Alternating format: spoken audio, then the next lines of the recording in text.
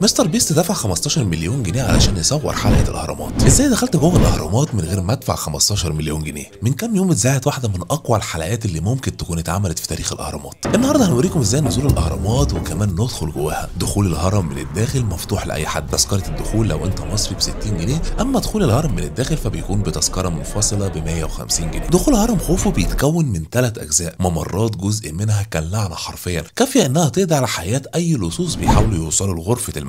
هنا طبعا بنبدأ ندخل أول جزء في الأهرامات. الجزء ده طبعا تم حفره في فترة قريبة، كان محاولة إن هم يستكشفوا الكنوز بتاعة الأهرامات.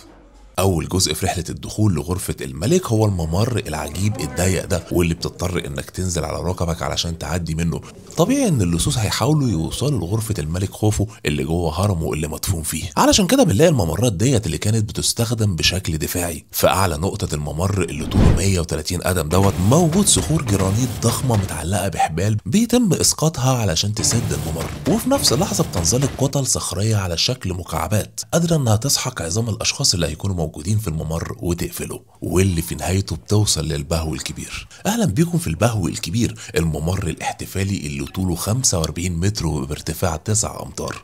اخيرا وصلنا غرفة الملك خوفو. الغرفة ما فيهاش غير التابوت ده واللي كان فيه جسد الملك خوفو، مفيش حاجة تاني في الغرفة. الغرفة اللي كلها قطع جرانيت ضخمة مقطوعة بشكل دقيق جدا لدرجة ان القطع متلاصقة في بعضها، ولو حاولت انك تدخل ما بينهم ورقة مش هتعرف. الهرم من الداخل درجة حرارته دايما 20 درجة سواء في الصيف او الشتاء. الغرفة جميلة لكن الاكسجين فيها قليل جدا.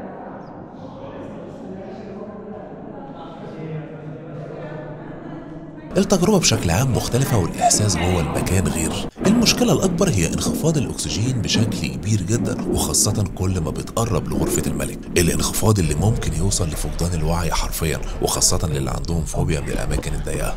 بخلاف كده فالتجربة جميلة ومختلفة.